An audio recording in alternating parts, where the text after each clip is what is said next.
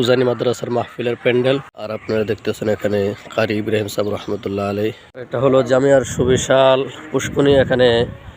আর এটা হলো মাদ্রাসার মসজিদের সেই বিশ্বের মধ্যে এটা ঐতিহাসিক জায়গা উজানি মাদ্রাসা, যে কারি ইব্রাহিম সাহেব রহমতুল্লাহ আলাই বলেছিলেন যে বাঘ তুমি তোমার বাচ্চা। আসসালামু আলাইকুম রহমতুল্লাহ। সম্মানিত দর্শক, এটা আপনারা দেখতে পাচ্ছেন ঐতিহাসিক, সারা পৃথিবীর মধ্যে ঐতিহাসিক উজানি মাদ্রাসার মাহফিলের প্যান্ডেল।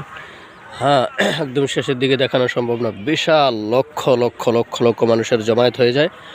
আগে এই যে এদিকে স্টেজ হতো, হ্যাঁ এখন স্টেজ এই যে পশ্চিম দিকে হচ্ছে স্টেজের কাজ, হ্যাঁ বাকি আছে। এটা তো পশ্চিম দিক, এটা হলো দক্ষিণ দিক, আর এটা পূর্ব দিক, কোনো কুল কিনারা নাই। আর আপনারা দেখতেছেন এখানে কারি ইব্রাহিম সাহেব রহমতুল্লাহ আলাই এবং ওনার ছেলে নাতি সকলে এখানে রয়েছেন। কারি ইব্রাহিম সাহেব রহমতুল্লাহ আলাইয়ের মাধ্যমে এই দেশে লক্ষ কোটি কোটি কোটি কোটি মানুষের নামাজি হয়েছে, দাড়িহীন মানুষ দাড়িওয়ালা হয়েছে, বদ্দিন দিনদার হয়েছে। এই আপনারা দেখতে পাচ্ছেন কারি ইব্রাহিম সাহেব রহমতুল্লাহ আলাইয়ের বেশি ঐতিহাসিক খবর মাহফিল উপলক্ষে এখানে সাজানো হচ্ছে। এবং যে এই হোটেলটা, এটার মধ্যে লক্ষ লক্ষ মানুষ এসে ভিড় করে আপনারা। আর এটা হলো বাবি ইব্রাহিম। এই যে দেখেন হোটেলের ভিতরের দৃশ্য, এই যে এই জায়গাটার মধ্যে কত লক্ষ মানুষ ভিড় করে ভিতরে, এবং ওই পাশেও দরজা রয়েছে। এখানে এই হোটেলগুলোর মধ্যে তরকারি এত বেশি মজা হয়, মানে পাক, যেটা বলে বোঝানো যাবে না। মধু না খেলে মধুর যেমন গুণ বোঝানো যায় না, তদ্রুপভাবে এখানে এসে যদি খানা না খান তাহলে এটার মজা বোঝানো যাবে না। নুরানি বরকতে হাতে পাক হয়, যারা পাক করে তারাও তাহাজ্জুদ গুজার, আলহামদুলিল্লাহ। এটা হলো জামিয়ার সুবিশাল পুষ্কুনি। এখানে ছাত্ররা সবসময় অজু করে, এবং মাহফিলের সময় সমস্ত লক্ষ লক্ষ লক্ষ লক্ষ মানুষ এখানে অজু করে। হ্যাঁ, আর ওই পাশে কিন্তু প্যান্ডেল রয়েছে। এটা হলো জামিয়ার পুষ্কুনি। এই হলো মাদ্রাসার সুবিশাল মনোরম মসজিদ। ভিতরে যাওয়ার সময় নেই আমার, এর আগেও আপনাদেরকে হয়তো আমি দেখিয়েছি মাদ্রাসার মসজিদ।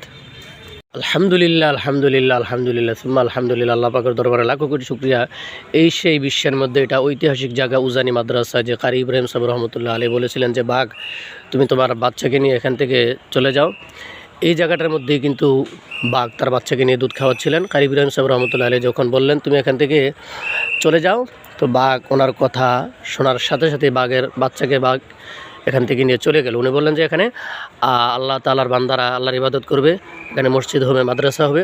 তো বাঘ ওনার কথা শোনার সাথে সাথে এখান থেকে চলে গিয়েছিল। সুবহানাল্লাহ, কত বড় আল্লাহর ওলি। আল্লাহর ওলিও হলে না হলে কিন্তু এটা সম্ভব না। বাঘ যেখানে মানুষকে দেখলে আক্রমণ করে খেয়ে ফেলে, সেখানে উনি এই কথা বলার সাথে সাথে বাঘ চলে গিয়েছে, আলহামদুলিল্লাহ।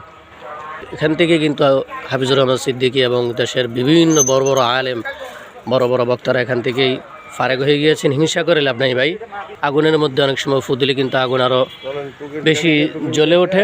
তো ইসলামের বাতিকে যারা এইভাবে নিভিয়ে দিতে চাবে তারা কিন্তু পারবে না, কারণ ইউরিদুনা লিইউতফিউ নূরাল্লাহি বিআফওয়াহিহিম ওয়াল্লাহু মুতিম্মু নূরিহি ওয়ালাউ কারিহাল কাফিরুন।